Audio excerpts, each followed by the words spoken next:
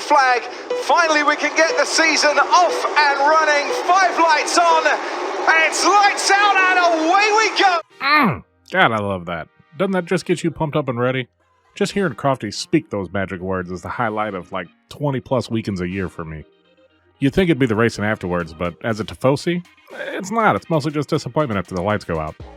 And being a Vettel fan for the last 14 years, it was real hard to stick with Ferrari fandom after, what they did to them, but I stuck it out saying, they'll be great again, but here we are, watching Ferrari themselves right out of a championship, and in the meantime, kill old Paul Charles's hopes and dreams.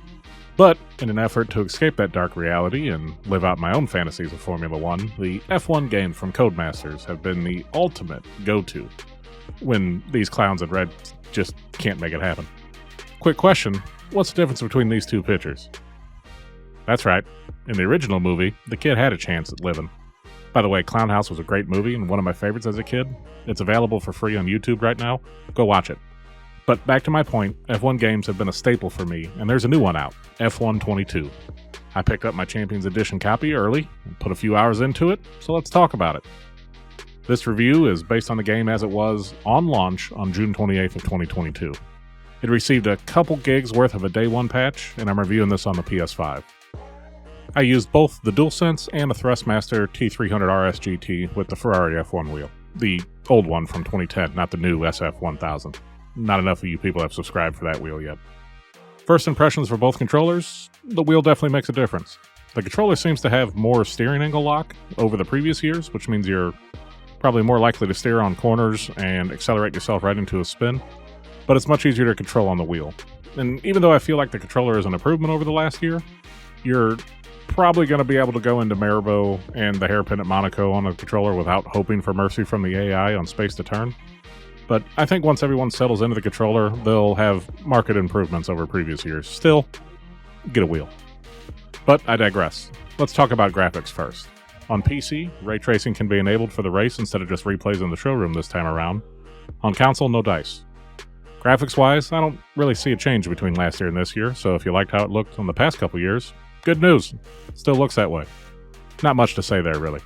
If you're a newcomer to the F1 series, graphically, the game is good.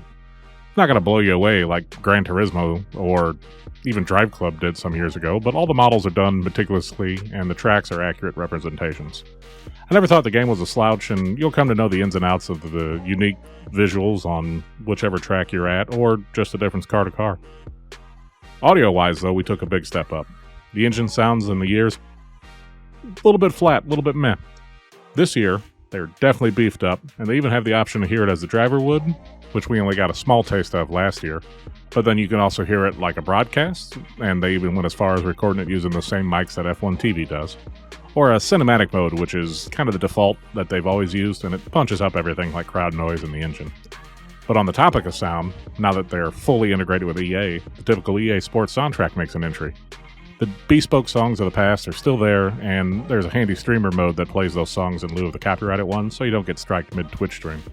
But EA Sports brought in 33 new songs, which are mostly house music style, and kind of what you'd hear if you go to the tracks in real life and you hear the DJ blaring in the background.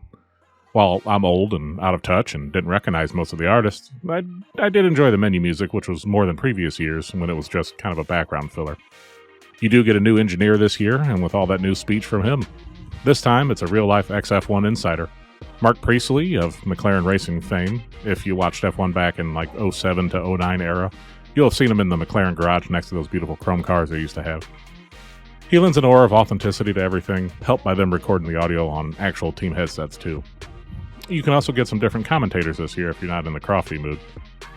Gameplay-wise, well, let's get to what's new first.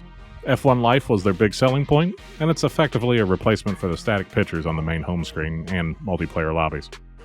You can customize, barely, your space, clothing, and even throw a supercar, choosing from a select few into that space. It's a little touch, but the customization for it fills up quite a few slots on the pit pass, and man, do they have a lot of options for you to buy. Just different colors of the same four things, really. As long as you have Bitcoin, though, they'll take it. It's their microtransaction dream. The supercars you can, I say buy, but you get tokens for them and they're really easy to earn. but the supercars you could buy can be used in select outings on tracks called Pirelli Hot Laps, but not online, unfortunately. The handling on the supercars is kind of weird. I like it better than, like, Grid, but they also feel very floaty and not really connected to the road. The new era of cars are the star of what's new for me, and they definitely do feel very different. My first experience in F122 was starting my team up, loading into Bahrain for that first race, going into free practice, doing a flying lap, coming around the last turn onto the start-finish straight, and turning it into Mazepin and spinning it immediately. I thought I just overcooked it, but then found out the car was atrocious. I ran at 90 difficulty last year, so I turned it at the same this year, and my back of the pack, my team car, wasn't able to help me at all. I couldn't even do the practice times. I qualified dead last, and then only managed 15 in the race because of a lucky mistake from Verstappen up front that messed up a whole bunch of cars. After the race, I was thinking, man, this handling is wild, and I don't know if I can run at 90 this year. Then I just hopped in a time trial before getting off for the day and found out that the Ferrari is just a beast, and it's the My Team car that's the problem. The handling for the new cars is different, but I like it, and it's going to take some getting used to for returning drivers. I mean, I watched Jarno Opmeer's stream, and if he even had trouble, what hope do we have? Newcomers, though, be patient. It does get better. Roll on the throttle, don't lock your wheel, then floor it, and you'll be fine. What else do we have that is new? Australia, Abu Dhabi, and Spain all got their track changes. Miami got added in, of course, and Russia and Portimao are gone. Sprint races are in, there's some new podium celebration animations, and you can now line up in your box after a formation lap, as well as your pit box entry. Mechanics also make some errors in the pit lane, and you can improve them in your staff training section in My Team along with your second driver. Deliveries and helmet designs changed a little bit, but the podium celebrations, team logos, some of the race gloves and suits, victory radios, they're all familiar and returning from previous years. For those new to F1, though, you can choose to start your own team as an owner-driver, where you start as the 11th team on the grid, a la McLaren did back in the day, and you compete against the other 10 teams. You can choose this year for the first time to start either low on the totem pole, middle of the pack, or fighting for the championships with a selection, and then you just go and build out several facilities, upgrade your car, groom a second driver to take the championship. You can choose a more traditional driver career and select what team to drive for, or start in F2 and fight for contracts at the top teams that will only take you if you have so much acclaim or specific perks unlocked. There's a 2-player co-op driver career only, unfortunately, not on My Team. Online racing, weekly events, podium passes, which are like a season pass, time trials, Grand Prix weekends, and the new Pirelli Hot Laps for drifting, autocross, duels, time trials, and average speed sectors in supercars. I will say good job to Cody's for adding in paint types for the liveries finally, but we need more customization for our helmets, man. How hard is it to add in a name, number, and flag to race suits, too? Ask the guys at EA Sports how they've been doing it for all their games for years. Why is it that when I signed for Alfa Romeo next to Valtteri, he has BOT on his boots, his name down his pant leg, his number on his suit, a flag, a name, and all we got is blank? And for the cars that have different markings, like the blue on George's mark, or the yellow on Hamilton's, or the white and yellow outlines on the Ferrari's numbers, that's missing for your driver as well. There were a few bugs that I ran into, but nothing really game-breaking to look out for. Like my first podium and win in my, I think it was 5th race in F2, finally, looked like everyone was wearing black morph suits. And anytime I unlock a new helmet design right now, I can't see it until I back out and reload the customization. Another annoying thing is it always connects to the EA servers almost every time I flip to a new screen in the menu, causes a little delay. I'd also be remiss not to mention that the early release today for the Champions Edition was delayed on Steam, and they couldn't even access it for several hours on PC, which is a shame considering that's really what they're paying for. Overall, if it weren't for the new era of cars, this one really wouldn't be much of a change. F1 Life to me is worthless.